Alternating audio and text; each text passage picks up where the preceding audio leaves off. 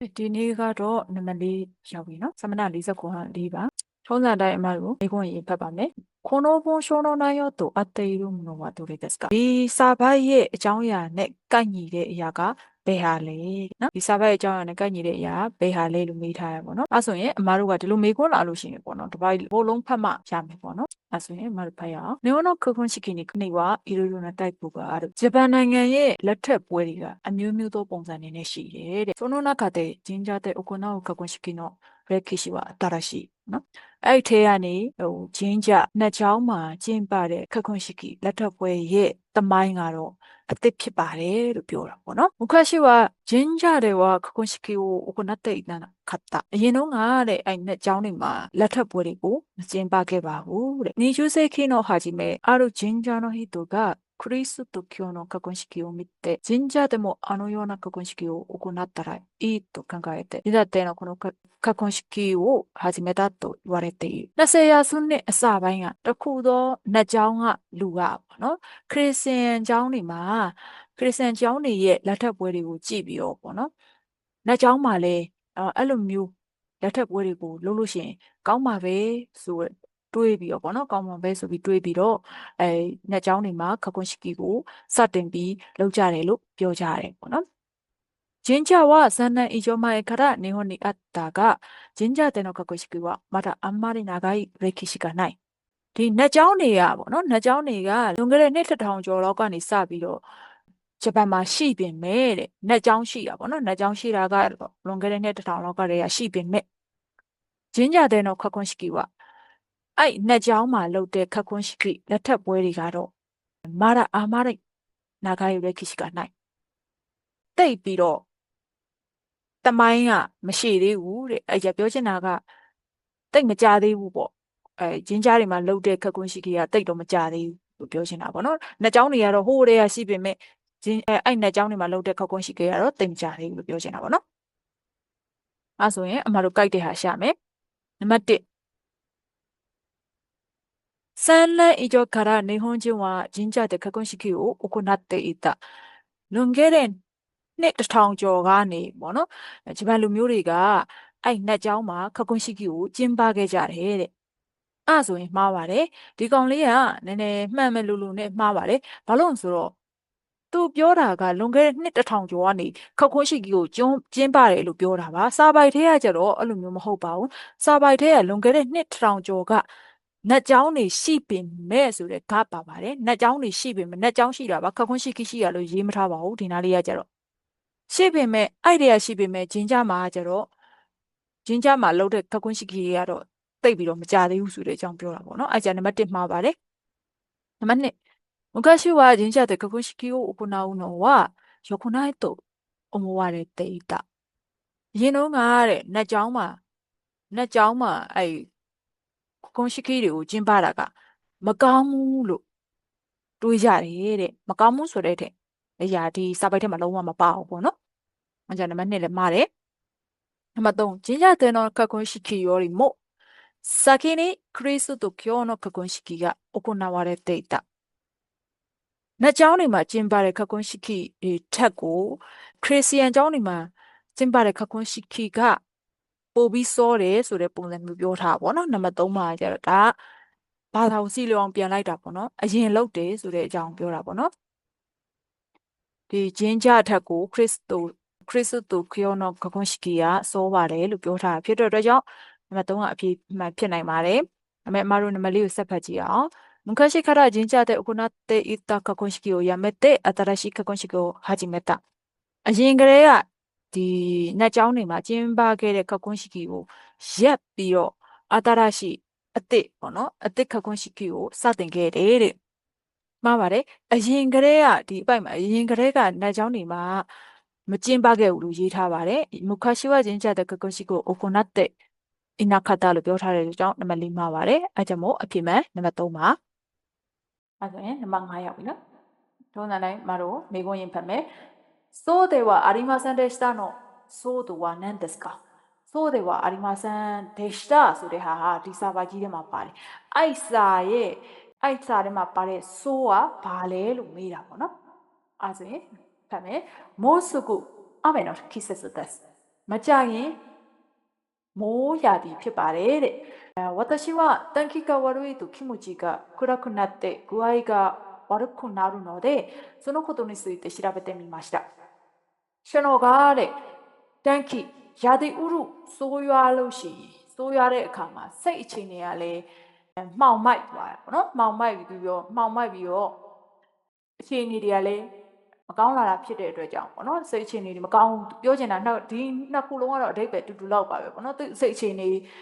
စိတ်မကြည်တော့တာတွေခြေလက်ကြိုက်တာလို့ဘာလို့အဲ့လိုမျိုးပုံစံတွေဖြစ်တာတွေကြောင့်ပေါ့နော်そのことについてအဲ့ဒါနဲ့ပတ်သက်ပြီးတော့ဒီ調べてみましたရှာဖွေကြည့်ခဲ့တယ်တဲ့そしてအဲ့နောက်မှာこれが気象病という病気だと分かりましたအဲ့ဒါက気象病ဆိုတဲ့ခေါ်တဲ့ပေါ့နော်病気လို့သူနားလည်ခဲ့တယ်တဲ့သိသွားခဲ့တယ်ပေါ့နော်短期が悪くなると頭が痛くなったり具合が悪くなったりするのは自分の気持ちが暗くなったからだと思っていましたရာသီဥတုမကောင်းလို့ရှင်ခေါင်းကိုက်တာတွေခုနပြောတဲ့စိတ်မကြည်မလင်ဖြစ်တာတွေကတဲ့ကိုယ့်ရဲ့စိတ်ကြောင့်နော်ကိုယ့်ရဲ့စိတ်ကမကြည်လို့ကိုယ့်ရဲ့စိတ်ကအမှောင်ဘက်ကိုရောက်နေတဲ့အတွက်ကြောင့်သူထင်ခဲ့တာတဲ့သူထင်ခဲ့တာပြောတာပေါ့နော်ဒါでもそうではありませんでしたဒါပေမဲ့そうではありませんでしたအဲ့လိုမဟုတ်ခဲ့ဘူးဆိုတာဘလို့မဟုတ်ခဲ့ဘူးတို့ဒီဆိုးကိုပြောတာဖြစ်တဲ့အတွက်ကြောင့်အဲ့လိုဆိုတဲ့ဟာဘလို့တော့နော်သူထင်တာမဟုတ်ခဲ့ဘူးလို့ပြောတာပေါ့နော်သူထင်တာမဟုတ်တာသူထင်တာစိတ်ကြောင့်လို့ထင်လိုက်တာစိတ်ကြောင့်မဟုတ်ခဲ့ဘူးလို့ပြောလိုက်တာပေါ့နော်ခိုဒီဝယောခိတာဆိုတဲ့ဒါကယောဂလက္ခဏာစိတ်ကြောင့်မဟုတ်ဘူးအဲ့လိုမျိုးပုံစံပြောလိုက်တာပေါ့နော်ဆိုးဆိုတာဒါဆိုလို့ရှိရင်စိတ်ခံစားချက်ဖြစ်မှာပေါ့နော်だからဒါကြောင့်မလို့早く病院に行って具合が悪くなる前に薬を飲んだ方がいいそうですဒါကြောင့်မလို့မြန်မြန်ဆန်ဆန်病院ကိုတွားပြီးတော့စိတ်ချင်းနေမဆိုးရွားလာခင်ထိပေါ့နော်မဆိုးရွားခင်လေးထိမဟုတ်ပေါ့နော်မအင်းနေဆိုမတိုင်ခင်ပေါ့နော်စိတ်အချင်းနေမဆိုးရွားခင်လေးမှာဒီတောက်တာကောင်းမယ်ထင်တယ်ပေါ့နော်ကောင်းမယ်လို့ထင်တယ်တဲ့အဲ့ကြတော့မတို့ကြည့်အောင်အဲ့ဆိုးကဘာပြောအောင်ဆိုစိတ်ပေါ့နော်သူကအဲ့အစောတုန်းကကြာသူကယောဂလို့မထင်ဘူးဩစိတ်ကမကြည်လို့ဒီလိုဖြစ်တာရာသီဥဆိုရင်စိတ်ကလည်းမကြည်စိတ်မကြည်တော့ဒီလိုဖြစ်သွားအဲ့လိုမျိုးပုံစံလို့ထင်တယ်သူစိတ်ကြောင့်ပေါ့နော်အဓိကပြောချင်တာအဲ့ကြနံပါတ်1ခိရှောပြောသူဤပြောခိကအဲ့လိုခိရှောပြောလို့ခေါ်တဲ့ပြောခိဖြစ်ပါတယ်တဲ့ဆိုးဆိုတာအဲ့ယောဂမဟုတ်ဘူးပေါ့နော်သူပြောချင်တာခိရှောပြောဆိုရယောဂတခုဒီထက်မှပြောသွားပေမဲ့ तू ကမေးတာစိုးလေးပဲမေးတာဖြစ်တဲ့အတွက်ကြောင့်ဒီနာဆိုးကစိတ်ပေါ့နော်ဒီနာမှာတခြားပြန်ဖတ်မယ်ဆို自分の気持ちが暗くなったからだと思っていましたကိုယ့်ရဲ့စိတ်အခြေအနေကမှောင်မိုက်နေတဲ့အတွက်ကြောင့်လို့ तू ကထင်ခဲ့တာဒါပေမဲ့အဲ့လိုမဟုတ်ခဲ့ဘူးဆိုတော့ तू ထင်ခဲ့တာမဟုတ်ခဲ့ဘူးဆိုတော့စိတ်ကြောင့်မဟုတ်ဘူးလို့အဲ့စိတ်ပဲဖြစ်မှာပေါ့နော်နံပါတ်2တန်ခိကဝါရုဤတို့ကိုအိုက်ကဝါရုခုနာတို့စိတ်တန်ခိရာသီဥတုဆိုးလာလို့ရှင်လေအခြေအနေကဆိုးရလာမယ်တဲ့ဆိုတဲ့အကြောင်းနဲ့အဲ့ဒါလည်းမဟုတ်ဘူးဆိုးဆိုတာအဲ့ဒါကိုပြောတာမဟုတ်ဘူးစာပိုင်းမှာတော့ဒါလေးပြောထားပေမဲ့နော်နံပါတ်3具合が悪くなるのは自分の気分が原因だစိတ်အခြေအနေဆိုးရွားလာတာက自分の気分が原因ကိုယ့်ရဲ့စိတ်ကြောင့်ကိုယ့်ရဲ့စိတ်ကအကြောင်းရင်းပဲဖြစ်ပါတယ်တဲ့ဒါဆိုရင်နံပါတ်3ကဖြစ်နိုင်တယ်ပေါ့နော်နံပါတ်4တန်ခိと病気には経験がありそうだတန်ခိနဲ့ရာသီဥတုနဲ့ယောဂဝေဒနာကယောဂကပေါ့နော်ယောဂမှာကဆက်ဆက်မှုရှိတယ်လို့ထင်တယ်အဲ့ဒါကလည်းစာပိုက်တစ်ပိုက်လုံးချုပ်ပြောလို့ရှင်တော့ဟုတ်ပေမဲ့သူမေးတာစိုးကိုမေးတာဖြစ်တဲ့အတွက်ကြောင့်နံပါတ်3ကအဖြစ်မှာပါအဲ့ဆိုရင်မတို့နံပါတ်6နော်ကဲအဲ့ဆိုရင်ထုံးစံအတိုင်းအမတို့က6ကြည့်အောင်မေးခွန်းナスを酢湯に入れるのはいつですか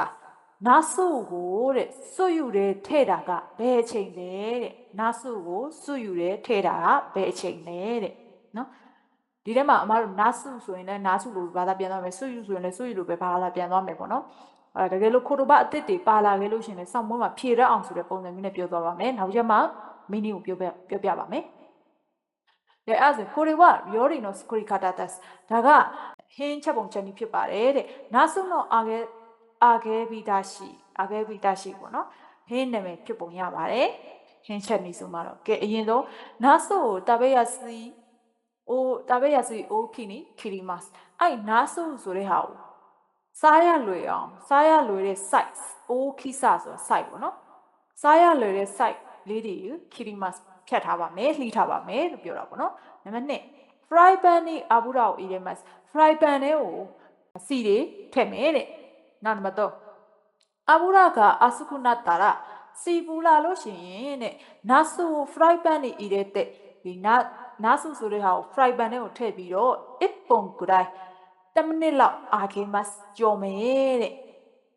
မေကွန်းကိုလည်းမေ့မြင်သွားနေနော်မတို့မေကွန်းက तू ကနားစုကိုစွတ်ယူထဲမှာဘယ်ချိန်ထည့်မလဲမေးတာပေါ့နော်မတို့စွတ်ယူမလာသေးဘူးနားစုတွေကတော့လာနေဒီ3ချက်အထိမတို့အဖြေမပါသေးဘူးပေါ့နော်အဲဆိုရင်နံပါတ်4နားစုကိုအာခဲတဲ့ဤရုအာဣဒာနိနားစုကိုကြော်နေစဉ်အတွင်းမှာဘိုးတို့နိရှော်ယူတူစုကိုဤရဲတဲ့စွတ်ယူကိုစခူရီမရှော်တဲ့နော်နားစုကြော်နေစဉ်အတွင်းမှာဘိုးတို့ထဲမှာရှော်ယူနဲ့စွတ်ဆိုတဲ့ဟာကိုထည့်ပြီးတော့စွတ်ယူလောက်ကြရအောင်လို့ပြောတာနော်စွတ်ယူလောက်ကြရအောင်လို့ပြောတာ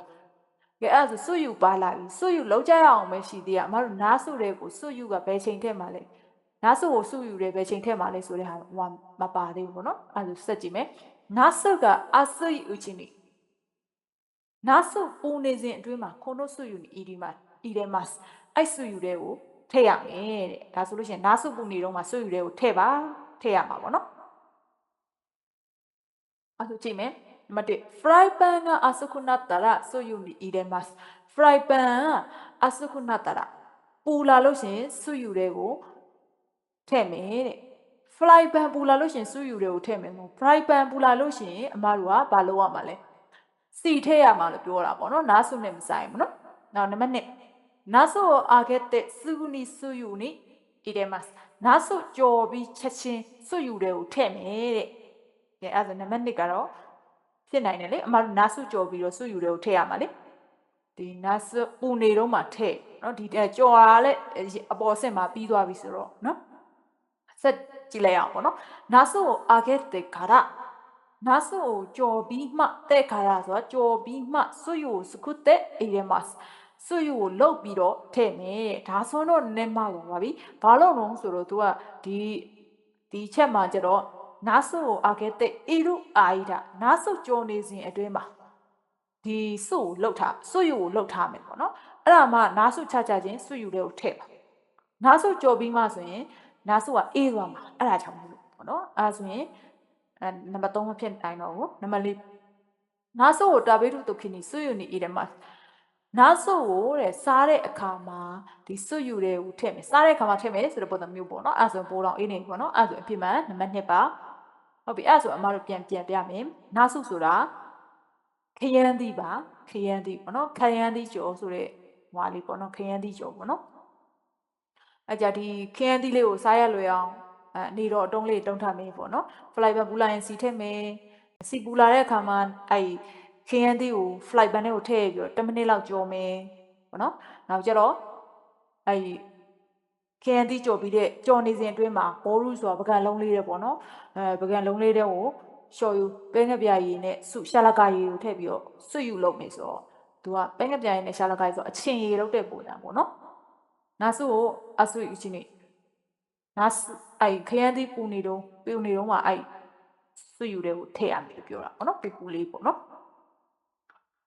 အဲ့ဆိုရင်ဒီနေ့ကတော့ဒီထိပါပဲတကယ်လို့နားမလည်တဲ့အပိုင်းလေးရှိခဲ့လို့ရှိရင်လည်း comment မှာမေးသွားပေးပါဒါမှမဟုတ်ရင်လည်းတခြားသိကျင်တဲ့တုတ်ကိုင်းတွေပဲဖြစ်ဖြစ်ပေါ့နော်တခြား Starbucks ဖြီယာတို့ဘာလို့နဲ့ပတ်သက်ပြီးတော့ပဲဖြစ်ဖြစ်တင်စီခြင်းနဲ့ဂျပန်နဲ့ပတ်သက်တဲ့ဟာလေးတွေရှိရင်လည်းပြောပြပေးပါကြိုးစားပြီးတင်ကြည့်ပေးပါမယ်ကျေးဇူးတင်ပါတယ်နော်